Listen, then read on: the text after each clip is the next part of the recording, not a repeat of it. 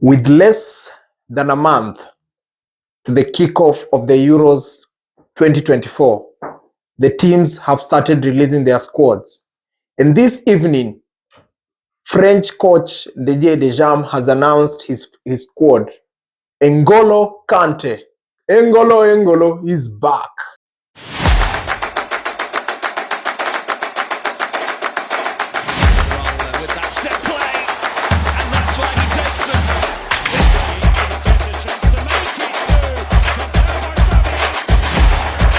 Suddenly red shirts flooding back, chance for Cristiano Ronaldo! In this video, I'll be discussing about the French squad as well as the German squad and tell you which of these two teams so far stands a bigger chance of winning the Euro 2024.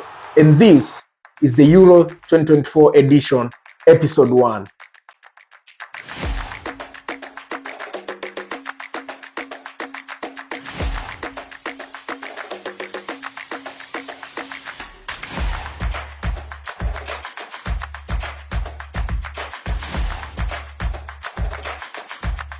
So yesterday, Germany released their squad, released their 2024 preliminary squad. By preliminary, it means that after a while, before the official squad, before they settle on the official squad, one or more players will be eliminated from the preliminary squad. And there were notable misses from that squad. The likes of Leon Goretzka of Bayern Munich missed. The likes of Serge Gnabry, Bayern Munich missed. The likes of Matt Hummels. You remember that Matt Hummels has been having a fantastic season with Borussia Dortmund, and they're in the Champions League final. He missed the squad. Another person who missed that is Karim Adeyemi, also missed, left out of the preliminary squad. And Nagelsmann tried to say that he talked to these players, and of course the players are sad, the players are angry, which is understandable. As well as Julian Brandt has also been left out. So, with the Germany squad that has been announced, and Germany being the host of this year's Euro competitions, I believe they stand a very good chance of winning this competition. They are a favorite. Because when you look at how this season has finished, the German players in all the leagues, whether it's in the Premier League, EPL, La Liga, Serie A, Bundesliga, and the French Ligue 1, they have somehow peaked towards the end of the season. So it is correct to say that the German players have reached their top form at the perfect time. You remember when they played the last window of the international games, they played their friendlies. They performed quite well. They beat France. So, if they are able to replicate the same performance that they did, then they'll be able to compete for this cup perfectly. Germany has not been performing well in the last few seasons, in the last few years, in the last few international competitions. You remember after they won the World Cup in 2014, they have been eliminated in all competitions, not to mention how they were eliminated from the World Cup group stage in 2018 and the World Cup knockout, the last World Cup, that is in 2022. And this year, I think they are well positioned to compete for this competition. However, their main weakness comes in the midfield. In the midfield at the moment, they've got the likes of Joshua Kimmich, they've got the likes of Ike Gundogan, the likes of Toni Kroos, the likes of Florian Wirtz. Those are good players, but I think they lack some sort of physicality in the midfield. All of those players are good, but they are good with the ball.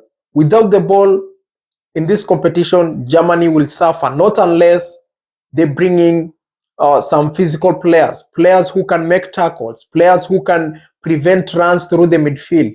Otherwise, they are a perfect squad. When you look at their defense, quite well. Rudiger at the back, fantastic player.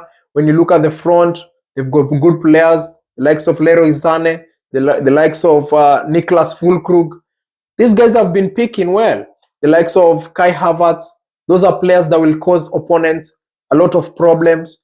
Jamal Musiala, we all know he needs no introduction. He's a good player with the ball. He can find, he's good, especially in tight spaces, and he can dribble past players. So they're a good team, as well as their manager is an experienced manager. And there's nothing that this German team cannot do, only if they sort out the physicality aspect in their midfield. The next team that has released their squad, which is the latest one, is France. When you look at the French team, and you start looking from the goalkeeper down to the defenders, down to the midfield, and up front the forwards, there is absolutely no weakness in that team. Remember, this is a team that won the World Cup in 2018, and they were World Cup finalists in 2022. Believe me or not, this team they are also favorites in this year's Euro competitions. Their forward is full of talent. They have recalled N'Golo Kante back to midfield. N'Golo Kante, known to many as the midfield general. You know how well this guy has been in the Premier League. He's proven his worth at Leicester, proven his worth at Chelsea, as well as internationally, because he was very crucial and very instrumental in France, the France run to winning the World Cup in 2018. So this is a positive addition. He brings in experience. He brings in the tackles.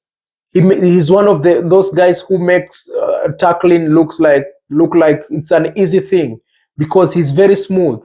With the ball, he can also play very well. And when you look at that French team, especially in the defense, actually I think their only weakness is that they are using too much quality, such that they'll have best players even in the bench. When you look at their center backs, they've got the likes of William Saliba, Arsenal. They've got the likes of Upamecano, Bayern Munich. They've got Ibrahima Konate, Liverpool. They've got Jules Koundé, Barcelona. These are quality players. And one of them or two of them will have to sit on the bench, which is sad, because all these defenders, all these center backs can start in almost every other national team in the world. But for France, it's either two of these will be on the bench, or they'll have to play in positions that they're not used to. For example, right back, for example, left back. But as far as this squad is concerned, it's a promising squad, full of talent, using world-class players all over. They have recalled Giroud once again. I believe France performs best when they have Giroud in the squad. He brings some sort of stability. He brings some sort of a link. He's a link between the midfield and the forward. When he plays at the center as a number 9, with Mbappe on the left and probably Dembele or Bakola on the right, then I think they'll cause teams problems. As well as when they have Griezmann at the back, just behind the center forward, as well as Adrian Rabiot. This is a team, guys, a team to watch. But in football, anything is possible. In football, you don't choose, or you don't decide, or you don't predict that a team will win a certain competition based on what they have. The point, it will now come down to how well the coach will be able to put this team together, because it's a team full of superstars. It's a team full of talent. But now the coach has to sit down, relax, organize these players in the way that they'll maximize the output. Otherwise, if the player combinations put in the field do not optimize on the talents and the abilities of this team, then we also don't want to be shocked when they leave this competition early. The same applies to other teams. And for this particular series, I've called this series the Euro 2024 series. I'll be discussing each and every team in detail. As soon as they have released their squads, I'll come here, guys. We analyze this together, and I also would love to hear from you. Tell me what you think in the comment section below. Tell me which team you feel will win. Tell me which player you feel is a big miss for this particular competition. And tell me also which team you support. Thank you so much. And I hope you guys subscribe, because I have seen the 80% of guys who are watching our videos have not subscribed. So please guys, subscribe to this channel, click on the notification bell so that whenever we upload a video, you'll get a notification. Like this video, share it to your friends, tell a friend, tell a friend. See you in the next video.